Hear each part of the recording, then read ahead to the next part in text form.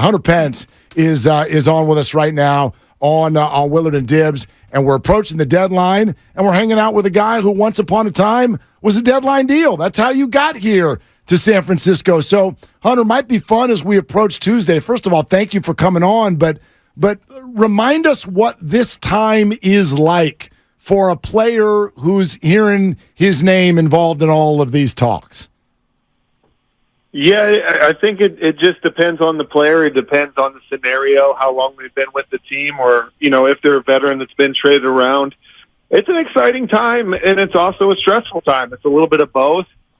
Sometimes you have your, guys that are married, have their families, set their whole lives in a certain place, and other times they're renting a place and able to move. So for me, it's exciting. I think that later in your career, if you're in a team that's not in a race and you're going to win, you want to win championships. I think for a lot of them, it can be really exciting, but also stressful because it's a lot of work. But I think all of the baseball world is falling in love with the trade deadline. It makes a lot of sense. These moves change franchises, and it changes your season.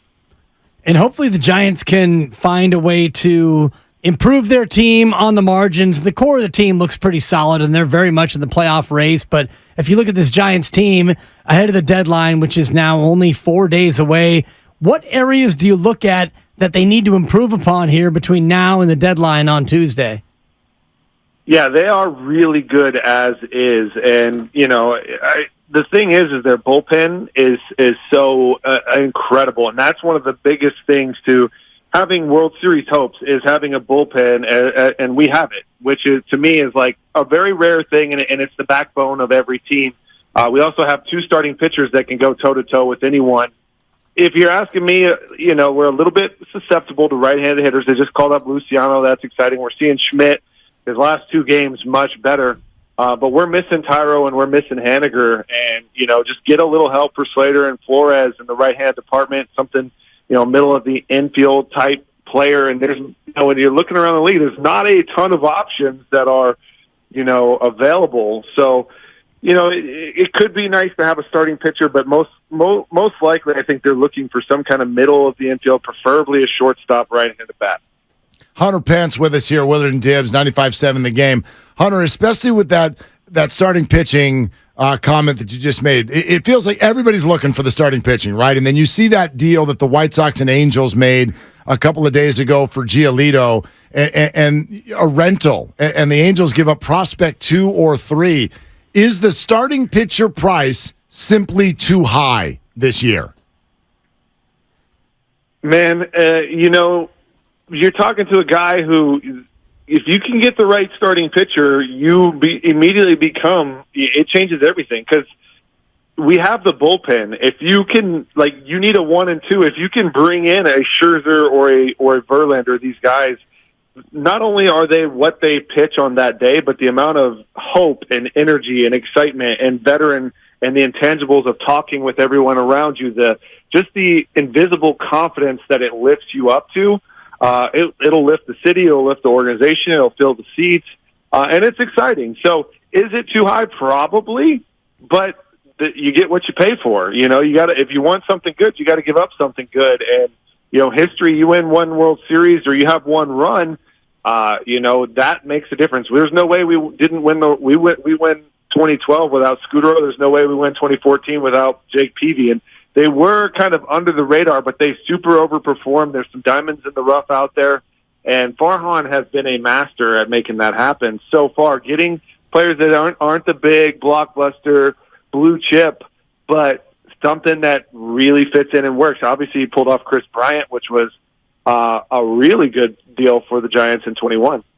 A bit of a rental, but it didn't cost him that much. And when you look at this deadline and what Farhan has done, you mentioned how good he is on the margins. Would you anticipate that he, no matter what deal he makes, will not touch the core farm system that he's been so patient in trying to build?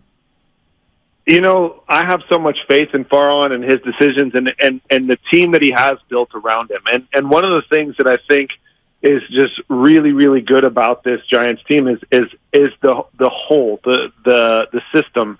When you're talking Andrew Bailey and Jeff Bannister, we're talking and all of the stuff that the intangibles that they bring to getting the most, squeezing all of the juice out of the orange. It's incredible the massive amount of work that goes on behind the scenes to get all of the stuff to these players and to make them, as good as you possibly can.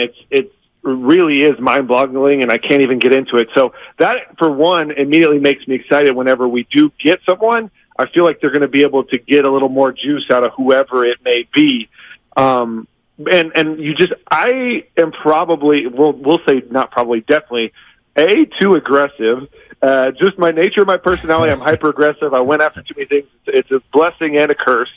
But I think Farhan is way more long-term sighted, and he's just really, really smart at finding the right deal and the right fit.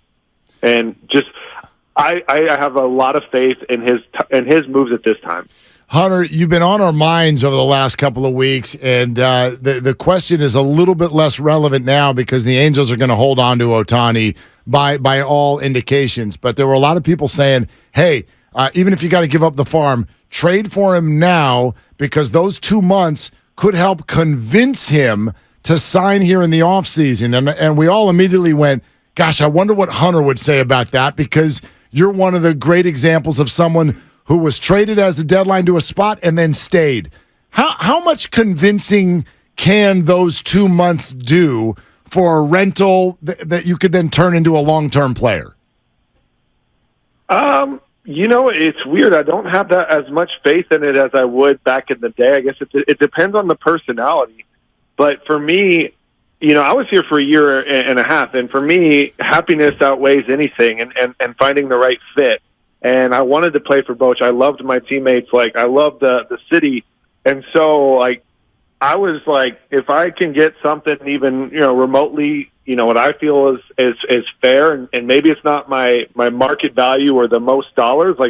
I think we could win another World Series was one of my things. And really, that's all I played for. I loved the competition. I wanted to win. I wanted to inspire. I wanted to, give my all to be the best in the world at something as a group. And so it was the perfect fit for me. And that was, but I feel like you don't see that very often. You see it some, and I'm not judging anyone's decisions. Everyone makes their own decisions, but I choose happiness and being, I loved the guys around me. So that meant that was part of my decision. But as far as getting Ohtani for 2 months, it's not even a year or 2 months. I don't think that gives you a little bit of a leg up, but I don't think you trade away the farm. You don't trade away, Matos and some of these guys. When you look at him in 3 years with where he is right now, you add some strength. He's 21.